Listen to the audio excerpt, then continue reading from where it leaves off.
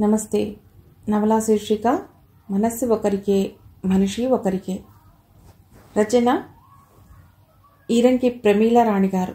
చదువుతున్నది రాధిక. ఈ రచన గురించిన ముందు మాట రచయిత్రి ప్రమీల రాణి గారి గళంలో మీ ముందుకు. అందరికీ నమస్కారం. నా నవల మనసు ఒకరికే మనిషి ఒకరికే శ్రీమతి రాధిక గళంలో ఇది నా రెండవ నవల. ముందుగా వారికి కృతజ్ఞతలు. ఈ నవల రాయడానికి నేపథ్యం ఏమిటంటే, ఇది ఒక ప్లాటోనిక్ లవ్ స్టోరీ. ఇలాంటి నవల రాయాలని ఎన్నాళ్ళ బట్టో అనుకుంటూ రాయడం జరిగింది. నిజానికి ఇది నా మొదటి నవలని కూడా చెప్పవచ్చు. ఇటువంటి వ్యక్తులు ఉన్నారా, మీకు తెలుసా, మీరు చూసారా అని ఈ నవల చదివిన తర్వాత ఒకళ్ళిద్దరు నన్ను ప్రశ్నించడం జరిగింది. నాకు తెలియదు, నేను చూడలేదు.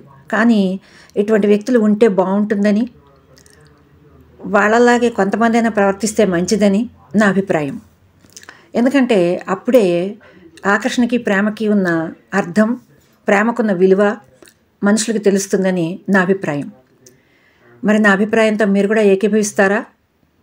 నవల విన్నాక మీ ఆలోచనలు, అభిప్రాయాలు తెలియజేస్తే సంతోషిస్తాను.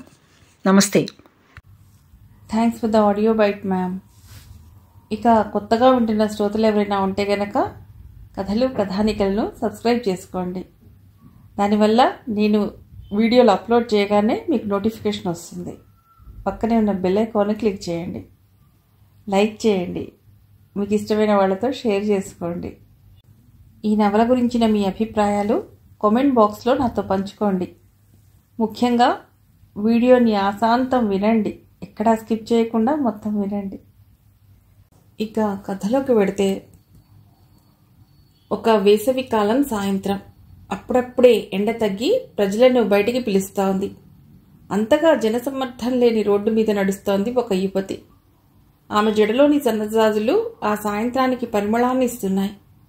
కాలిమువ్వలు సంగీతాన్ని ఇస్తున్నాయి. రోడ్డు మీద నడిచే ఒకరిద్దరు ఆమె అందగత్తె అనుకుంటున్నారు. ఆమె అవేవి పట్టించుకోకుండా తన ఆలోచనలలో తనుంది.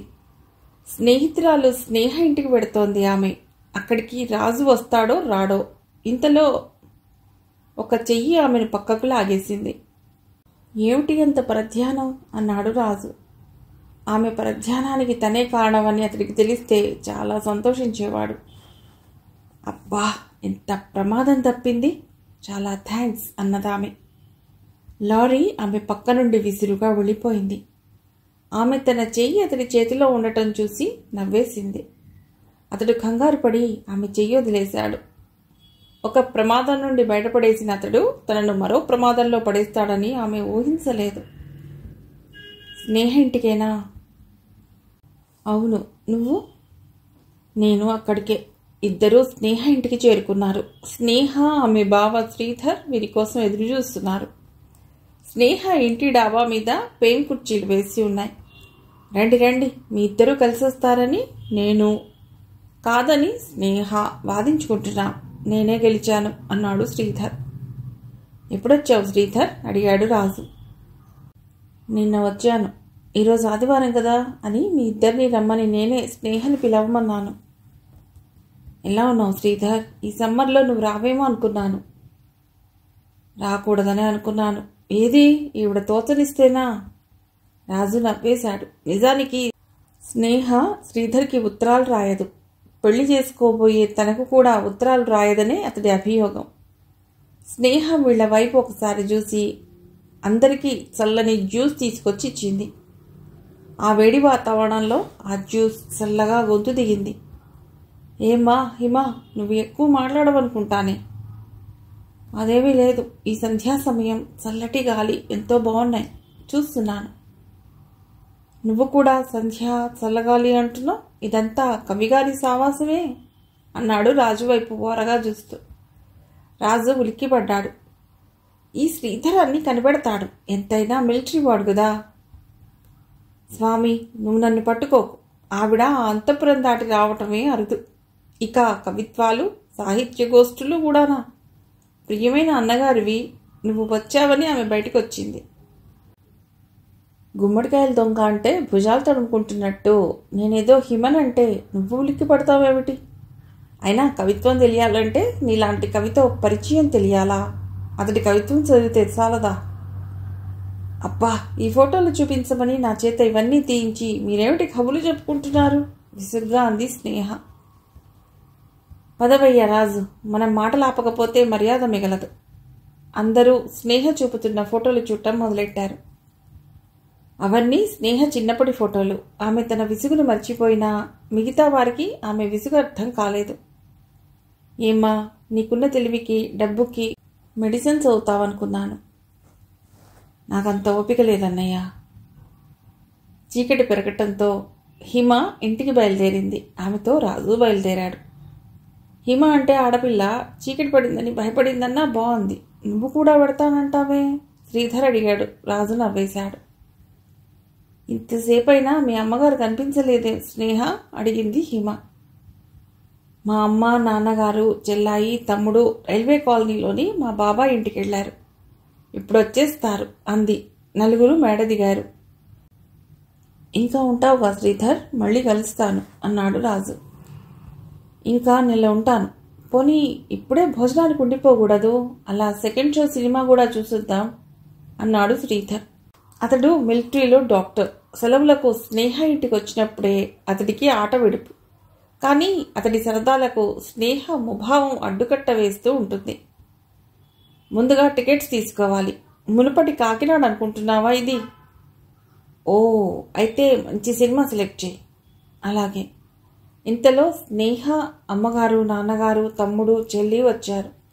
రాజు వాళ్ళని పలకరించి కాస్త దూరంగా నిలబడ్డాడు. వాళ్ళంతా హిమతో మాటల్లో పడ్డారు. శ్రీధర్ రాజు దగ్గరకు వచ్చాడు. ఏ రాజు, దూరంగా వచ్చేసావే?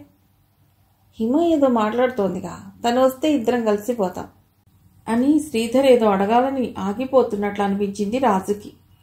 ఈ మధ్య స్నేహం ఇద్దరితో ఎలా ఉంటుంది అన్నాడు శ్రీధర్. ఎందుకు అలా అడుగుతున్నావు? ఏం చెప్పాలో అతడికి అర్థం కాలేదు. నిజానికి వాళ్ళిద్దరూ కజిన్స్. తనేం చెప్తాడు? తనలో ఏదో మార్పు కనిపిస్తోంది. చూసావుగా ఆ విసుగు, చిరాకు. ఏదో మామూలు చిరాకేలే, దాన్ని నువ్వంత సీరియస్గా తీసుకోనవసరం లేదు. శ్రీధర్కి అంతకంటే తన అనుమానంను ఎలా చెప్పాలో తెలియలేదు. హిమని చూస్తుంటే ముచ్చటగా ఉంటుంది రాజు. అనవసరమైన బిడియాలు ప్రదర్శించదు. ఆస్తి ఉన్నదన్న అహంకారం లేదు. స్నేహితురాళ్ళిద్దరిలో ఎంతటి భేదం. ప్రేమంటే ఇద్దరికి ఒకరి మీద ఒకరికి నమ్మకం, గౌరవం ఉండాలి. మనలో కలిగే ఆలోచనలు పంచుకుందామనే తాపత్రయం ఉండాలి. అది ఈ స్నేహలో ఎప్పుడూ కనిపించదు. రాజు మౌనంగా ఉండలేకపోయాడు. తనే మారుతుంది. అయినా తనతో వివరంగా మాట్లాడు. ప్రయత్నిస్తాను ముక్తసరిగా అన్నాడు శ్రీధర్. నువ్వొకసారి నా రూమ్కి రా శ్రీధర్. అలాగే. ఇంతలో హిమ అందరి దగ్గర వీడ్కోలు తీసుకుని వచ్చింది. గోపిని అడిగానని చెప్పు హిమ అన్నాడు శ్రీధర్. రాజు, హిమ బయలుదేరారు. సన్నగా వెన్నెల పడుతోంది. ఇద్దరికీ మాట్లాడాలని లేదు. ఒక్కొప్పుడు మౌనం బాగుంటుంది. ఇద్దరూ రోడ్డు చివరికి వచ్చేశారు. హిమ అటువైపుగా నడవబోయింది. అటెక్కడికి హిమ? మీ ఇల్లు ఇటువైపు. మర్చిపోయావా? మర్చిపోలేదు. అయితే ఎక్కడికి? నీకు ఇష్టం లేని చోటుకి. అంటే? గుడికి రాజు. నువ్వు గుడికి రాకూడదు. సరే పద. ఈవేళ శనివారం కాదు. ఏం ప్రసాదం పెడతారో. బాగుంది. గుడికి వచ్చేది ప్రసాదం కోసమా?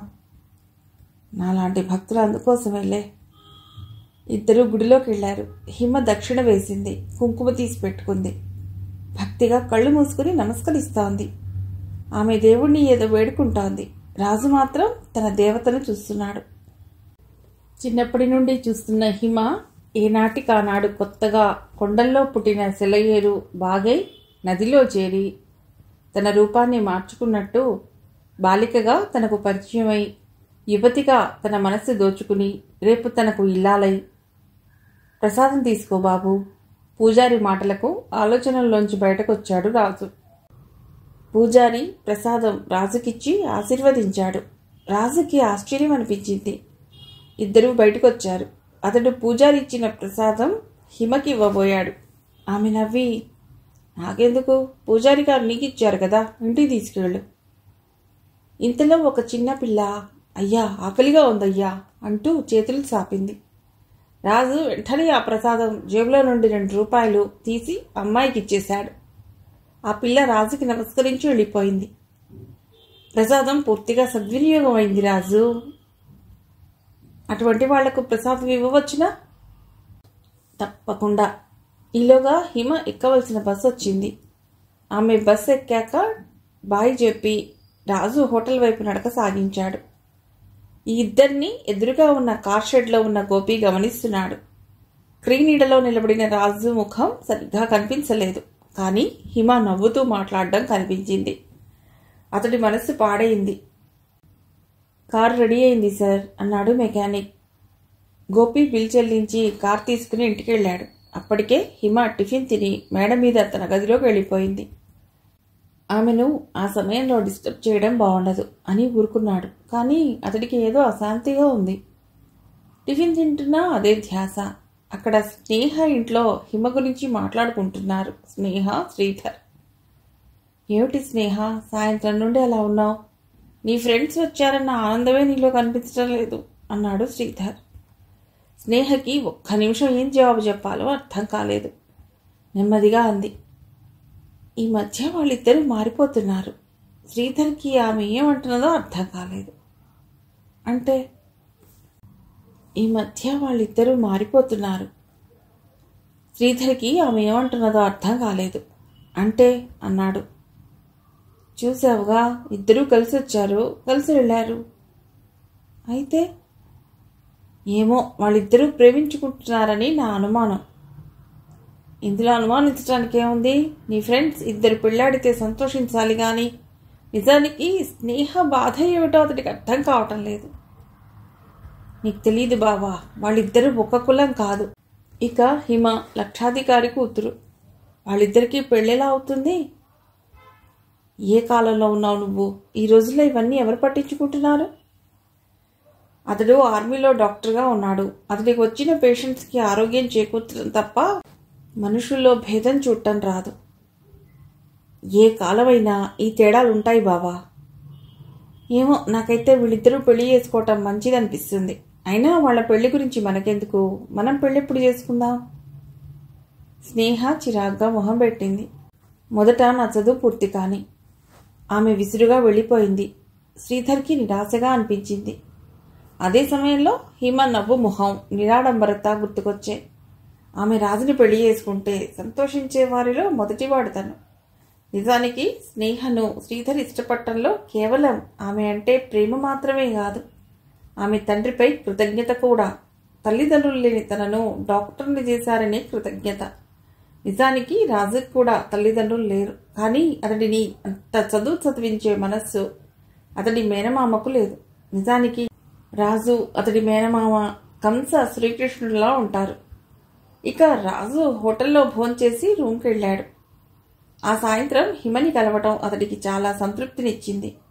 అతడు స్టాండ్కి పేపర్ బిగించి ఒక చిత్రం వేయసాగాడు. ఊరికి దూరంగా రాతితో కట్టబడిన గుడి, రాతి స్తంభం ఆనుకుని నిలబడ్డ యువకుడు, గుడి చెరువులో పడుతున్న చంద్రబింబంను చూస్తున్న యువతి, చెరువులోని నల్ల కలువలతో పోటీ పడుతున్న ఆమె కళ్ళు. ఆమె హిమ అయితే ఆ యువకుడు తనేనా? ఒకే సమయంలో 3 యువకులు తన గురించి 3 విధాలుగా ఆలోచిస్తుంటే తన భవిష్యత్తు గురించి తీసుకున్న నిర్ణయం సంతృప్తినివ్వగా హాయిగా నిద్రపోతోంది హిమజ్వాల. తెల్లవారుజామైంది. హిమకు మెళకు వచ్చింది.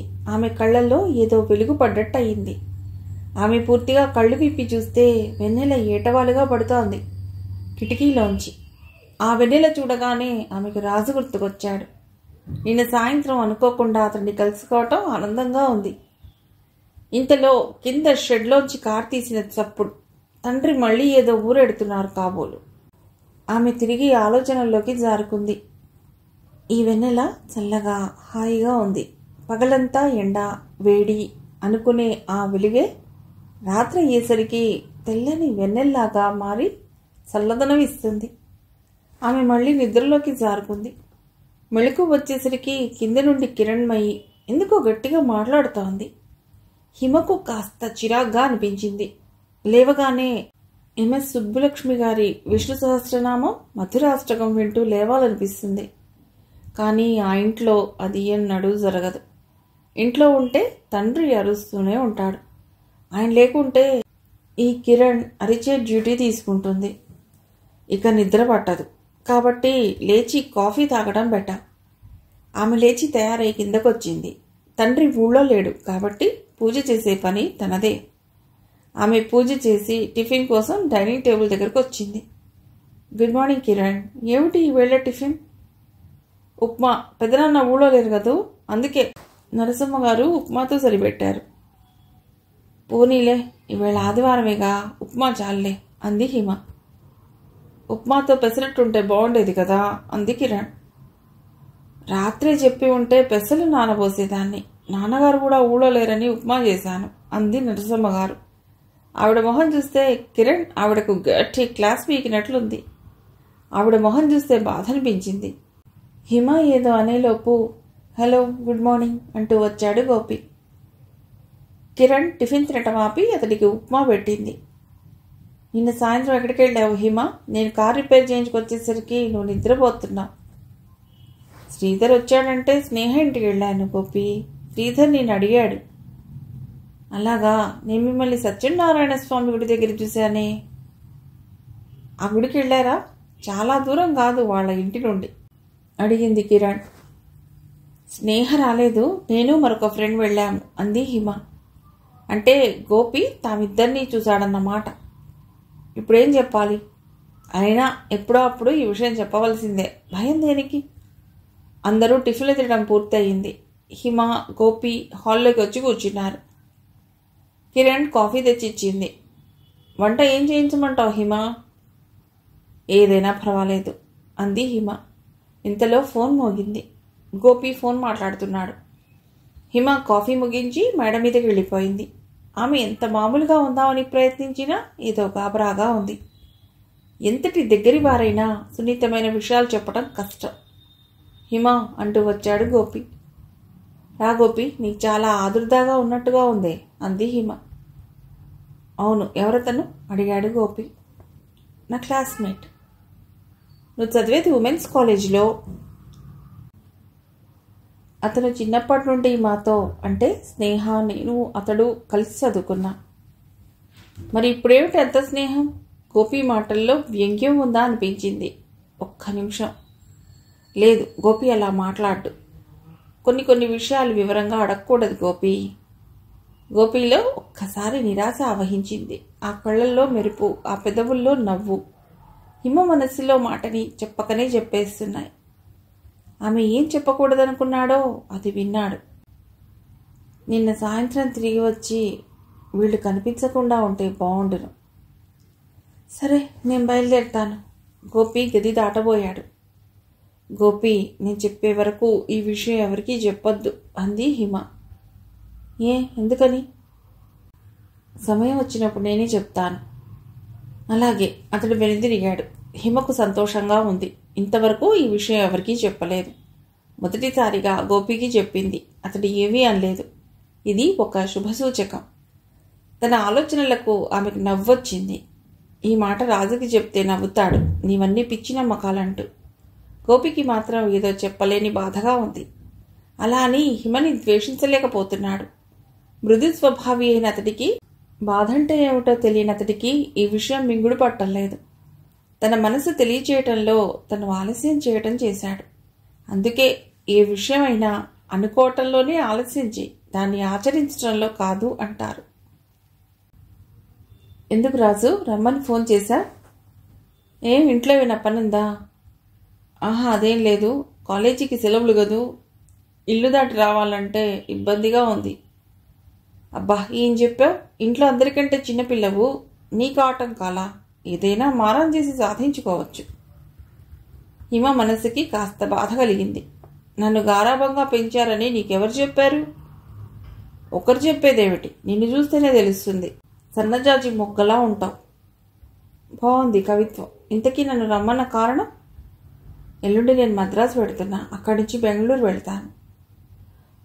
అప్పుడే నీకు ఆహ్వానం వచ్చిందా? తిరిగి రావటం? రేపు 16 కదా, 20 కల్లా ఇక్కడ ఉంటాను. అబ్బా, అన్ని రోజులా నువ్వు లేకపోతే నాకు ఇక్కడ తోచదు. నిజమే, అందుకేగా నేను మా ఊరు కూడా వెళ్ళనిది. కానీ అనుకోకుండా వచ్చిన అవకాశం. దక్షిణ భారత యువ చిత్రకారుల చిత్రాల పోటీ అంటే మాటలా? నా చిత్రం ఎన్నిక కావడమే గొప్ప. పోటీలో కూడా గెలుపొందాలని కోరుకో. ఆ చిత్రాన్ని నేను చూడనే లేదు. ఇంతకీ చిత్రం పేరు? హృదయం. హృదయంలో ఏముంది? అల్లరిగా అంది హిమ. ఏముంటుంది, నువ్వుంటావు, లోగొంతుకుతో చెప్పాడు రాజు. రాజు, అన్నట్టు గోపికి మన విషయం తెలిసిపోయింది. ఎలా? రాజు కళ్ళల్లో ఆశ్చర్యం కదలాడింది. మనం స్నేహ ఇంటికి వెళ్ళినప్పుడు గుడికి వెళ్ళాం కదా, ఆ గుడికి ఎదురుగానే మా కార్ రిపేర్ చేసే షెడ్ ఉంది. అక్కడే మనల్ని చూసాట. మరి నువ్వేం చెప్పావు? ఏం చెప్పానో ఊహించు. ఇలాంటి భేదాళ ప్రశ్నలు వెయ్యకు. చెప్పు, గోపి ఏమన్నాడు? ఏమీ అనలేదు. రాజు అపనమ్మకంగా చూశాడు. నిజం రాజు, తనేమీ అనలేదు. నిజంగా ఇది ఒక శుభపరిణామం గదు. చాలే అన్ని పిచ్చి నమ్మకాలు. రాజు నవ్వేశాడు. నువ్వు ఇలా అంటావని కూడా నేను అనుకున్నాను. బాగుంది, కానీ ఆయన ఏదో అనే ఉంటాడు. అదేమిటో చెప్పు. నిజంగా తనేమీ అనలేదు. ఏమన్నా అంటే నేను చెప్పాలనుకున్నాను. ఏమని? మనది జన్మ జన్మల బంధం అని. లోగొంతుకతో హిమ అన్న మాటలు రాజు మనసుని తాకాయి. బోట్ క్లబ్ నీళ్లలో రంగురంగుల దీపాల కాంతి హిమ కళ్ళల్లో ప్రతిఫలిస్తోంది. ఆ వెలుగు జీవితాంతం అలాగే చూడాలంటే హిమని మరింత ప్రేమించాలి. రాజు గట్టిగా నిశ్చయం చేసుకున్నాడు. హిమ ఇంటికి వచ్చేసరికి ఇల్లంతా దీపాలు వెలుగుతున్నాయి. ఆమె తండ్రి రంగారావు గారు ఎవరి మీద అరుస్తున్నారు. డ్రైవర్ కార్కి ఆనుకుని నిలబడి హాల్లోకి చూస్తున్నాడు. హిమ హాల్లోకి వెళ్ళింది. ఇంట్లో పనికుర్రవాడు శ్రీడు మీద అరుస్తున్నారు రంగారావు గారు. వాడే ఏడుస్తున్నాడు. వాడి చెంప మీద ఆయన చేతివేళ్ల గుర్తులు కనిపిస్తున్నాయి. వంట మనిషి నరసమ్మ గారు, 2, 3 పనివాళ్లు, కిరణ్ అందరూ ఉన్నారు. ఎప్పుడూ బయటికి రాని హిమ తల్లి కృష్ణవేణమ్మ గారు కూడా అక్కడే ఉన్నారు. గోపి లేడు. ఏం జరిగింది కిరణ్? చిన్నగా అడిగింది హిమ. శ్రీను పెదనాన్న జేబులోంచి 100 రూపాయలు తీశాట. అదెవరు చూశారు? ఎవరు చూడలేదు. మధ్యాహ్నం ఆ డబ్బు టేబుల్ మీద పెట్టారట. ఈలోగా చాకలు వస్తే బట్టలు వేయటానికి వీడు ఆ గదిలోకి వెళ్ళాడు. పెదనాన్నకి క్లబ్కి వెళ్ళాక ఆ డబ్బు విషయం గుర్తుకొచ్చిందిట. అందుకే తొందరగా ఇంటికి వచ్చారు అంది కిరణ్. నేను 100 రూపాయలు తీయలేదు, వెక్కిళ్ళు పెడుతూ అన్నాడు శ్రీను. నువ్వు తీయకపోతే ఎవరు తీస్తారు? ఆ గదిలోకి నువ్వు తప్ప ఎవరూ వెళ్ళలేదు. నిజంగా నేను తీయలేదయ్యా. మీరు కింద పడేసిన బట్టలు తీసుకొచ్చేశాను. దొంగతనం చేసేవాడికి అబద్ధాలు ఆడటం ఒక లెక్కలోవి కాదు. 100 రూపాయలు నువ్వు తీసినందుకు కాదురా. నీకు డబ్బు అవసరమైతే నన్ను అడిగితే నేనే ఇచ్చేవాణ్ణి. దొంగతనం, అబద్ధాలు, అడిగితే బుకాయించటం, ఇవన్నీ చూస్తే బుళ్ళు మండిపోతుంది. రంగారావు గారు మళ్ళీ వాణ్ణి కొట్టబోయారు. డాడీ ఆగండి, వాణ్ణి కొట్టకండి. వాడు తీయలేదని చెప్తున్నాడుగా అంది హిమ. అయితే నువ్వు తీసావా? వెటకారంగా అడిగారు. నేను తీయలేదు. శ్రీను మనకు చిన్నప్పటి నుండి తెలుసు. వాడలా చేయుడు అంది. పనివాళ్ళు ఎప్పుడూ ఒకేలా ఉంటారా? పోన్లేండి, 100 రూపాయలే కదా. రంగారావు గారికి ఆగ్రహం కట్టలు తెంచుకుంది. ఓహో, 100 రూపాయలే కదా, ఎంత తేలిగ్గా అంటున్నావు. సంపాదిస్తే కదా డబ్బు విలువ తెలియడానికి. అయినా వాడిని వెనకేసుకొస్తున్నావేమిటి? తండ్రి అడిగిన పద్ధతికి హిమకి చిరాకేసింది. నిజానిజాలు విచారించకుండా నేనదే పని చేస్తున్నాను, మధ్య నీకెందుకు? కిరణ్కి భయంగా ఉంది. ఎప్పుడు తనేమో తన పనేమో అన్నట్లు ఉండే హిమ ఇలా మాట్లాడటం. వాళ్ళ మనుషులు వస్తే అదో గొడవ అవుతుంది. తండ్రికి మాత్రమే వినబడేటట్టు అంది హిమ. అంతదాకా ఆ ఆలోచనే రాలేదు. పోరాపో, మళ్ళీ నా కంటికి కనిపించ, జాగ్రత్త. వాడు కిందపడ్డ చొక్కా తీసుకుని వెళ్ళిపోయాడు. పనివాళ్లు సినిమా చూడటం అయిపోయిందన్నట్టు ఇంట్లోకి వెళ్ళిపోయారు. హిమ నెమ్మదిగా మెడపైకి ఎడుతోంది. పనివాళ్ల ముందు నువ్వు అలాగేనా మాట్లాడటం? రంగారావు గారి కళ్ళు కోపంతో ఎర్రబడ్డాయి. మళ్ళీ వాడికి మొన్న జ్వరం వచ్చి తగ్గింది. మీరు కొట్టే దెబ్బలకు వాడు కళ్ళు తిరిగి పడిపోతే ఈ పనివాళ్లు పెద్ద రాద్ధాంతం చేస్తారు. అయినా వాడలాంటి వాడు కాదు. ఇందాకటి నుంచి చూస్తున్నాను, వాడు మంచివాడు అంటావు, నేను అబద్ధాలు ఆడుతున్నానన్నా? అది కాదు, హిమ ఏదో చెప్పబోయింది. ఏది కాదు? ఆయన హిమపైకి చెయ్యెత్తబోయారు. కిరణ్ చూస్తూ ఊరుకోలేకపోయింది. హిమ, నీ గదిలోకి వెళ్ళు అంటూ హిమను మేడమెట్ల వైపు తోసింది. నువ్వాగు, దాని సంగతి తేల్చేస్తాను ఈవేళ. పెదనాన్న, మీరు ఆగండి. హిమ, నువ్వు పైకెళ్ళు. కిరణ్ మరోసారి ఆమెను మెట్ల వైపు తోసింది. హిమకి మతిపోయింది. వయసొచ్చిన ఆడపిల్లని, డిగ్రీ చదువుతున్న కూతుర్ని తండ్రి కొట్టబోయాడు. ఆమె మెల్లిగా మెట్లకి పైకొచ్చేసింది. గది తాళం తీసి మంచంపై కూర్చుంది. లైట్ వేసుకోవాలన్న ఆలోచన కూడా రాలేదు. తెరిచి ఉన్న కిటికీలోంచి వెన్నెల ఏటువాలుగా పడుతోంది. సాయంత్రం రాజును కలుసుకోవటం, అతడి చిత్రం ప్రదర్శనానికి ఎంపిక అవ్వటం. ఆ ఆనందం ఆవిరైపోయింది. తండ్రి సంగతి తెలిసి తను ఆయనతో ఘర్షణ పడింది. ఆ రాత్రి ఆమెను ఎవరూ భోజనానికి పిలవలేదు. తండ్రి చేయెత్తటం ఒక ప్రింట్ లాగా మనసులో ముద్రించుకుపోయింది. నిన్ను గారం చేస్తారు, గారం చేస్తారు. సాయంత్రం రాజు అన్న మాటలు గుర్తొచ్చాయి. ఆ గారం అనే మాట ఈ ఇంట్లో తన విషయంలో బామ్మగారితోనే పోయింది. కేవలం 100 రూపాయలు పోతేనే తండ్రి ఇంత గొడవ చేశాడు. తన ప్రేమ సంగతి తెలిస్తే హిమకి ఆలోచించడానికి కూడా భయం వేసింది. బొమ్మలా అలాగే కూర్చుంది చాలాసేపు. ఇంతకంటే సమస్యలు, బాధలు ఎదుర్కోవలసినట్టు. అందుకు కావలసిన మానసిక బలం ఆమె ఇప్పుడే అలవర్చుకోవాలన్నట్లు. గాలి కూడా మెల్లిగా వీస్తోంది ఓదార్పుగా. మిగిలిన కథ తర్వాతి భాగంలో.